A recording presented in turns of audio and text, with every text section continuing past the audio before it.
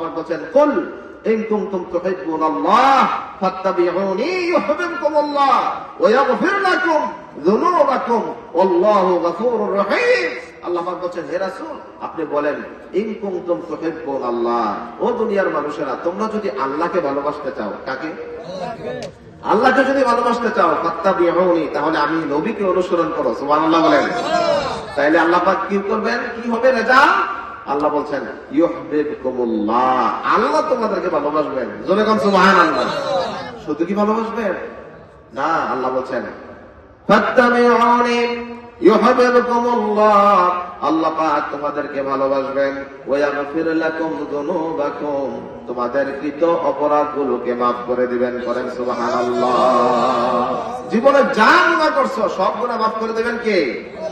ওয়া ইয়াগফির লাকুম যুনুবাকুম ওয়াল্লাহু গফুরুর রহিম, আল্লাহ হচ্ছেন ক্ষমাশীল এবং দয়ালু। সুবহানাল্লাহ বলেন। প্রিয় ভাইয়েরা আমার, এই দুনিয়ায় ভালোবাসা তিন প্রকার। বলেন কয় প্রকার? কথা বলেন, কয় প্রকার? তিন প্রকার। মুহাব্বতে ঈমানি, মুহাব্বতে তবাঈ, মুহাব্বতে আকলি। মুহাব্বতে তবাঈ কাকে বলে? মুহাব্বতে তবাঈ বলা হয় স্বভাবজাত ভালোবাসা। যেমন এই দুনিয়ায় মানুষ তার আব্বা আম্মাকে ভালোবাসে, বাসে না ভাই? আবার আব্বা আম্মা সন্তানকে ভালোবাসে, বাসে কিনা? যখন এই দুনিয়ায় সন্তানের নতুন সুসংবাদ পায়, স্ত্রী বলে তোমার জন্য একটা সুখবর আছে, কি? তুমি বাবা হতে চলেছ, তখন প্রত্যেক বাবার মনে আনন্দে আর ভরে না, ঠিক কিনা? কি আনন্দে আকাশে বাতাসে, ঠিক কিনা? প্রিয় ভাইয়েরা আমার, বন্ধু বান্ধবদেরকে মিষ্টি খাওয়ায়, বাড়িতে মিষ্টি আনে, কি আনন্দ, ঠিক কিনা? প্রিয় ভাইয়েরা আমার, এই যে ভালোবাসা, এটা হচ্ছে স্বভাবজাত ভালোবাসা। মানুষ আল্লাহ প্রদত্ত ভালোবাসার কারণেই ভালোবাসে। দুই নাম্বার মুহাব্বতে আকলি, জ্ঞানের কারণে ভালোবাসা। যেমন আপনার জ্বর হয়েছে, আপনার রোগ হয়েছে, ডাক্তারের কাছে গিয়েছেন, ঔষধ লিখেছে, এই যে ওষুধ খেয়েছেন, ওষুধ কি মজা না তিতা?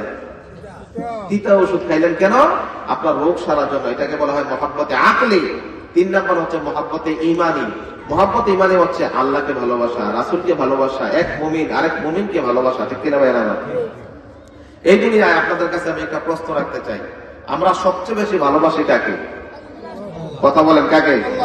এরপরে মুহাম্মাদুর, এরপরে আমাদের পিতা মাতাকে, ঠিক কিনা বলেন?